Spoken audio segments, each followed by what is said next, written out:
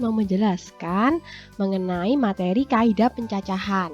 Nah, ini materi kelas 12 ya anak-anak di semester 1 ini. Sebelumnya kaidah pencacahan ini bahan dasar nanti kalian ke materi berikutnya yaitu peluang. Jadi di materi ini nanti ada beberapa subbab yang harus kalian benar-benar pahami, harus terampil mengerjakan. Yang paling pertama ialah aturan pengisian tempat, lalu notasi faktorial, yang ketiga permutasi, yang keempat kombinasi. Nah, yang pertama ini aturan pengisian tempat, yaitu dia itu seperti kalian tuh nanti mencari sebuah cara. Ada berapa banyak cara sih untuk memecahkan suatu masalah? Ada berapa banyak kemungkinan? Matching-matchingnya itu ada berapa banyak? Nah, dia ini nanti mengerjakan pakai aturan pengisian tempat. Aturan pengisian tempat mencacah. Jadi seperti cara manual seperti itu.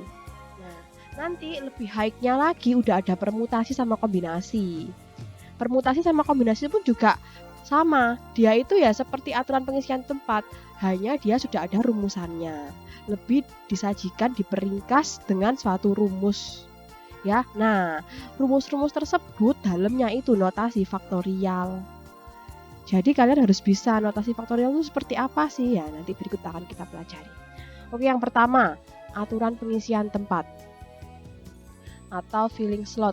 Nah, ini pengertiannya bisa kalian baca. Apabila suatu peristiwa dapat dikerjakan dengan K1 cara yang berbeda, peristiwa kedua, saya misalkan dengan K2 cara, sampai seterusnya. Nah, maka totalnya banyaknya cara yang berbeda dari semua peristiwa itu ialah dengan cara dikalikan. Paham? Jadi totalnya caranya, banyaknya cara itu ya dari peristiwa pertama ke peristiwa kedua berapa caranya. Lalu peristiwa kedua ke peristiwa ketiga berapa. Peristiwa ketiga ke peristiwa keempat berapa dan seterusnya. Nah, itu cara masing-masing peristiwanya kalian kalikan. Nah, ini beberapa cara untuk mencarikan. Nah, nikah di sini sering disebut dengan istilah banyaknya tempat. Nah, di sini beberapa buku ada yang memisalkan K, ada yang memisalkan R. Jadi kalian jangan bingung ya anak-anak. K itu suatu cara ya. Banyaknya yang dikombinasikan atau yang disusun itu K. Kalau N itu totalnya, total keseluruhan pilihan. Oke, saya lanjutkan. K sering disebut dengan istilah banyaknya tempat yang tersedia dengan aturan perkalian atau kaidah perkalian. Untuk menentukan banyaknya tempat yang tersedia, selain menggunakan aturan perkalian, juga bisa pakai diagram pohon, tabel silang, dan pasangan berurutan. Seperti itu. Nah, ini contohnya. Contoh pertama, misalkan. Nana hendak berangkat ke sekolah melalui ruko-ruko. Dari rumah Nana ke ruko-ruko terdapat 2 jalan. Jadi waktu Nana mau ke ruko, dia itu punya 2 pilihan. Misalkan bisa milih pakai lewat jalan A atau lewat jalan B. Sudah sampai ruko toh? Lalu dari ruko ke sekolah, dia punya 3 pilihan jalan. Bisa pakai jalan C, jalan D, dan jalan E. Nah, pertanyaannya, dari rumah Nana ke sekolah itu ada berapa banyak cara yang Nana pilih agar sampai ke sekolah? Nah, ini bisa kalian lakukan pakai diagram panah. Ya.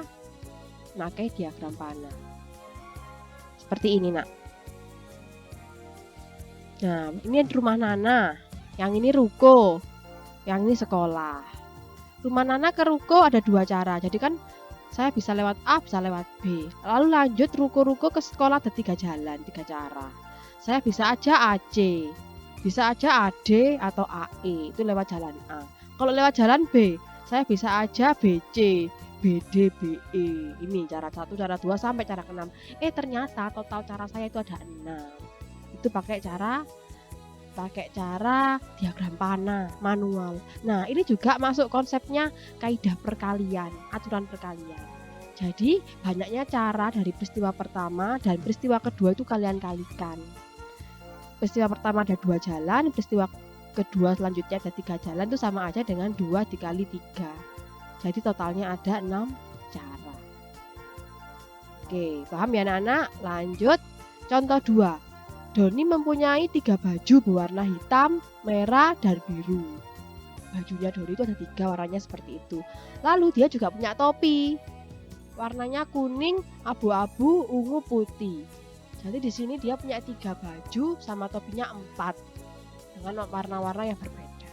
Nah, pertanyaannya ada berapa banyak pasang baju dengan topi? Ini maaf typo ya, bukan celana. Ada berapa banyak pasang baju dan topi yang dapat dipakai dengan pasangan yang berbeda? Nah, ini juga aturan perkalian, Nak. Pakai diagram panah seperti ini ya. Misalkan kita matchingkan baju yang warna hitam dulu. Dia kemungkinannya bisa pakai kuning, pakai abu-abu, pakai ungu, topi ungu, dan pakai topi putih. Jadi baju hitam ini ada 4 cara. Lalu yang baju merah juga sama, ada 4 cara. Dia gandengannya kalau nggak topi kuning, abu-abu, ungu, sama putih. Lalu yang baju biru juga demikian. Gandengannya kalau nggak topi kuning, abu-abu, ungu, dan putih. Nah, totalnya dia itu ya sama aja 3 dikali 4. Ada 12 cara. Ini totalnya yang baju hitam ada 4, yang merah ada 4, yang biru ada 4. 4, 4, 4 tambah semua totalnya sama aja 12, sama seperti itu. Jadi sama aja permatchingannya itu bajunya ada berapa? 3, terus peristiwanya topi ada berapa? Ada 4. Nah, kalian kalikan 3 kali 4 ada 12 cara. Lanjut contoh ketiga. Seseorang ingin membuat undian yang terdiri dari 2 angka. Jadi di sini ada undian yaitu terdiri dari 2 digit. Nah, angka-angkanya itu, digitnya itu hanya boleh diisi angka 1, 2, 3, 4. Tapi nggak boleh kembar, nggak boleh ada angka yang sama. Jadi misalkan nggak boleh 1, 1, 2, 2, 3, 3, 4, 4 nggak boleh. Kalau 1, 2, 2, 1 masih boleh, kan berbeda artinya. Nah, pertanyaannya, berapa banyak nomor undian yang dapat dibuat? Nah, ini bisa pakai cara manual seperti ini. Jadi angka yang disediakan itu 1, 2, 3, 4. Nah, dari angka 1, 2, 3, 4 ini kalian disuruh menyusun 2 angka doang, 2 digit angka. Dengan syarat nggak boleh double, nggak boleh kembar. Nah, misalkan dari angka 1 dulu ya, bisa aja saya 1, 2, 1, 3, 1, 4. Sudah ya. 1 kan nggak boleh 1, soalnya dia kembar. Lanjut 2. 2, 1, 2, 3, 2, 4. Nah, yang ini aja udah ada 3. Terus ketambahan 3 lagi ada 6. Sekarang dari 3. 3, 1, 3, 2, 3, 4. Ada 6, 6 tambah 3 udah ada 9. Lanjut lagi sekarang 4. 4, 1, 4, 2, 4, 3. 9 tambah 3 lagi ada 12. Jadi totalnya ada 12 cara. Nah, banyaknya total ini bisa aja kamu susun pakai aturan perkalian. Caranya gimana? Sediakan 2 kotak. Kenapa kok 2 kotak? Karena kalian disuruh mengisi 2 digit angka yang berbeda dengan nomor-nomornya 1, 2, 3, 4. Dan maka sediakan 2 kotak. Nah, lalu dari keempat nomor ini, keempat angka yang sudah disediakan ini, berapa banyak angka? Jadi 4 di sini bukan menunjukkan oh angka 4 tidak, tapi banyaknya. Jadi dari 1, 2, 3, 4 ini kemungkinan yang masuk kotak warna kuning ini ada berapa? Semuanya toh. Nomor 1 bisa, nomor 2 bisa, nomor 3 bisa, nomor 4 pun bisa. Jadi semuanya mungkin masuk mengisi ke kotak kuning ini. Maka 4-4-nya bisa masuk. 4 di sini menunjukkan banyaknya angka yang masuk. Paham lo ya? Jadi bukan angka 4. Lanjut. Terus, ini kok bisa 3? Iya, soalnya 1 angka udah masuk. Misalkan nih angka 2 ini udah mengisi kotak pertama. Berarti sisanya tinggal berapa angka lagi? Tinggal 3 angka, yaitu 1, 3, 4. Nah, jadi 3 angka di sini. Karena nggak boleh berkembar, nggak boleh sama, nggak boleh kembar. Jadi sisanya tinggal 3. Terus kalian kalikan. 4 kali 3, 12 sama. Pakai cara manual juga 12, pakai langsung kaidah perkalian juga 12. Paham ya anak-anak ya mengenai aturan pengisian tempat? Kalau begitu Ibu lanjutkan ke notasi faktorial. Lah, ini kalian benar-benar pahami, cermati, kalian perhatikan dengan seksama karena notasi faktorial ini nanti itu kemampuan kalian menghitung masuk ke permutasi dan kombinasi. Jadi mohon kalian perhatikan. Notasi faktorial. Faktorial adalah hasil kali bilangan asli berurutan dari 1 faktorial itu 1, 0 faktorial itu 1. Dari n sampai dengan 1 faktorial adalah hasil kali berurutan dari, oh maaf ini saya kedobelan hobinya, ketiknya di Word tadi, sampai dengan 1. Nah, untuk setiap bilangan asli n didefinisikan seperti ini. Jadi n faktorial tuh sama aja dengan n dikali semakin berkurang 1 sampai akhirnya itu 1. Misalkan saya punya contoh 5 faktorial. Faktorial tuh simbolnya tanda seru ya. Misalkan saya punya soal 5 faktorial. Berarti itu artinya 5 kali 4 kali 3 kali 2 kali 1. Stop sampai 1. Ya, ini loh definisinya. Jadi dari n sampai dengan 1. Hasil kali bilangan asli berurutan dari n sampai 1. Kalau saya punya 4 faktorial, ya nanti hasilnya 4 kali 3 kali 2 kali 1. Lambang notasinya itu tanda seru gini ya. Oke, lanjut. Kalian lihat contohnya, contoh yang pertama. Nah ini, misalkan saya punya soal 5 faktorial. Berarti 5 kali 4 kali 3 kali 2 kali 1. Mundur, mengalihkan mundur sampai 1. Nah itu kalian kerjakan biasa, hasilnya 121. Contoh lagi, 3 faktorial kali 2 faktorial. Nah ini kalian uraikan masing-masing ya.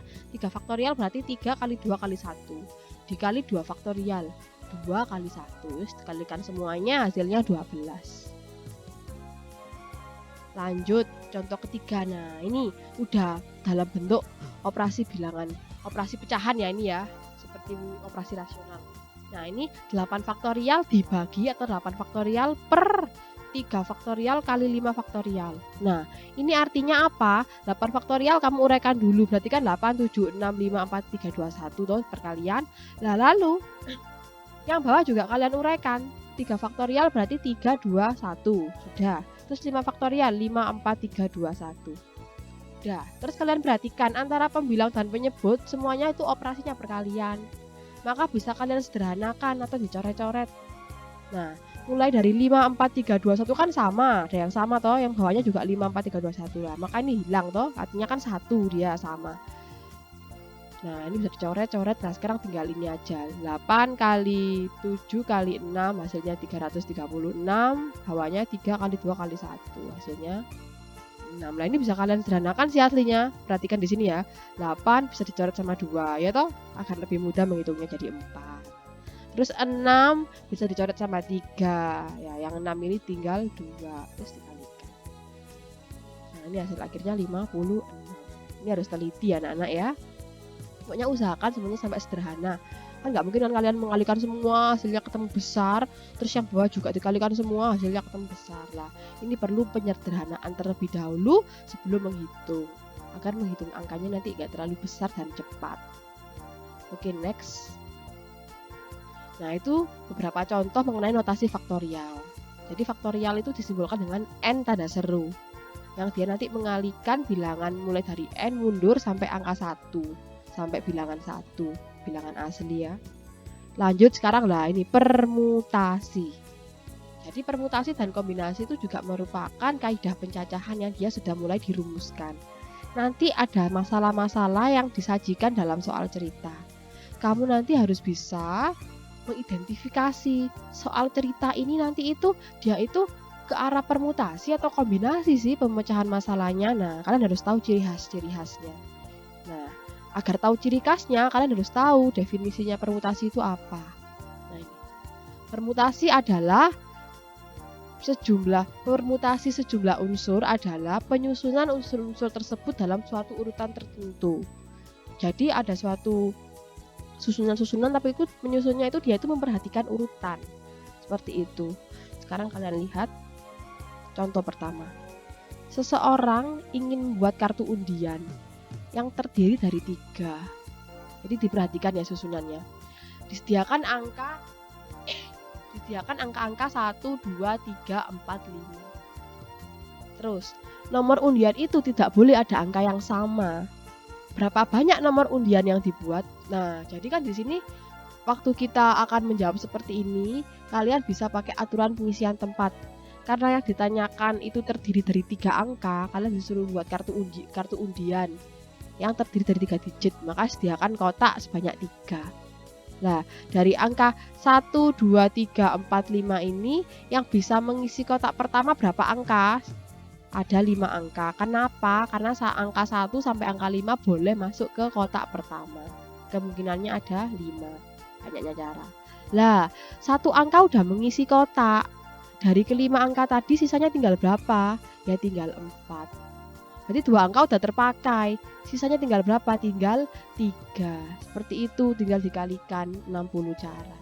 Jadi di permutasi ini artinya 1, 2, 3 dengan 3, 2, 1 itu berbeda ya anak-anak ya. Jadi dia itu memperhatikan urutan. Walaupun kotak itu sama-sama ada angka 1, ada angka 2, ada angka 3, tapi yang pertama 1, 2, 3, yang kedua 3, 2, 1 itu berbeda. Bukan jenis yang sama. Nah, itu konsepnya permutasi. Oke, ini pakai cara pengisian tempat ya. Kamu kalikan 5 kali 4 kali 3 dan 60. Nah, kalau pakai cara rumusan seperti ini perhatikan. Tadi ingat-ingat ya, tadi disediakan 5 angka, 1, 2, 3, 4, 5.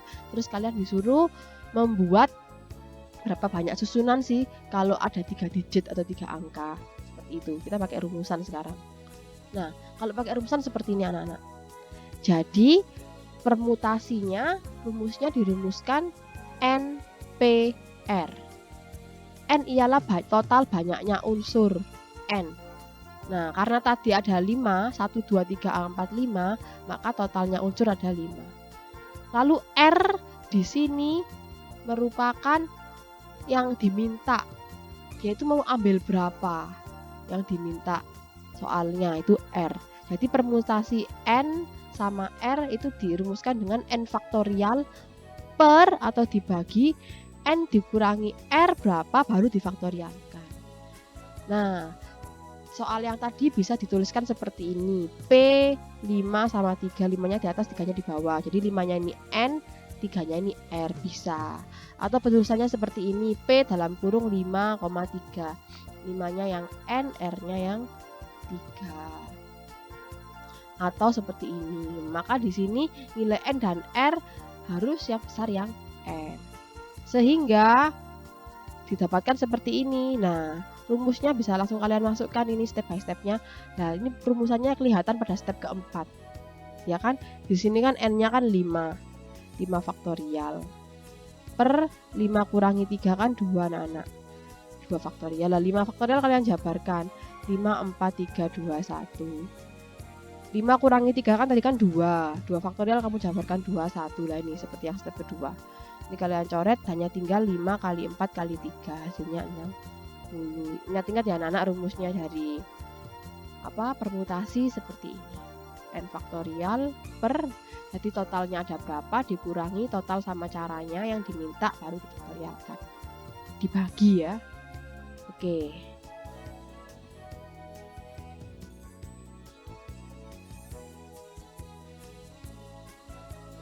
Nah, ini jenis-jenis dari permutasi. Tadi itu rumus umumnya permutasi. Jadi yang pertama, permutasi dengan unsur yang berbeda. Yang barusan kita pelajari itu dia itu unsur berbeda. Jadi soal-soalnya itu mesti ada 5 totalnya, terus mau disusun 3 kayak gitu.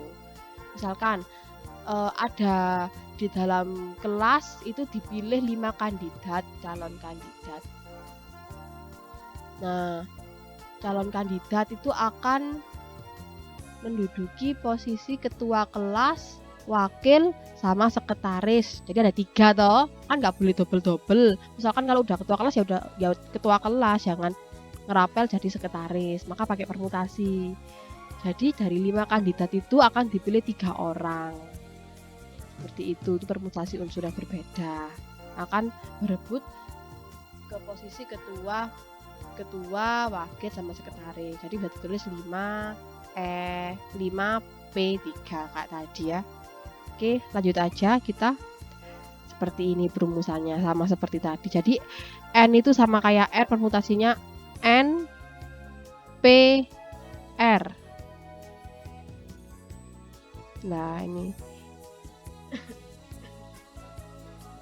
seperti ini anak-anak ya. Permutasi elemen dari elemen yang ada, setiap elemen berbeda. Jika elemen dalam urutan sehingga N sama dengan R. Seperti ini contohnya, kalian perhatikan. Menyusun 3 elemen dari 3 huruf A, B, C. Jadi kalian punya 3 huruf A, B, C. Apa aja yang bisa dibuat dari A, B, C itu semuanya? Bisa aja A, B, C itu sendiri. Terus A, C, B, B, C, A, B, A, C, C, A, B, C, B, A. Soalnya dari tiga totalnya mau disusun ke 3 juga. Jadi kan permutasinya kan 3p3, semuanya sama. 3p3 ya sama aja dengan 3 faktorial. Jadi seperti itu ya anak-anak ya. Jadi ini kalau n-nya sama dengan r, permutasinya ya n faktorial itu sendiri. Contohnya ada warna lampu lalu lintas merah, kuning, hijau toh. Nah itu kalian mau menyusunnya nggak merah yang di atas, wes coba sih hijau yang di atas, misalkan hijau kuning merah. Nah dari 3 warna itu ada berapa banyak cara, jadi kan dari 3 mau disusun ke 3 lagi, jadi kan 3p3, yaitu sama aja ya dengan 3 faktorial itu sendiri. Ya seperti itu.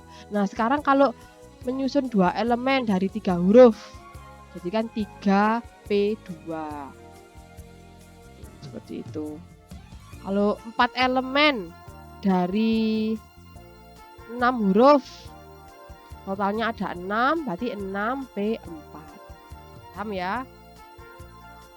Nah, sekarang permutasi dengan unsur yang sama. Tadi unsur yang berbeda, sekarang unsur yang sama. Nah, ini caranya. Yang pertama rumusnya, jadi ada beberapa banyak kejadian, banyak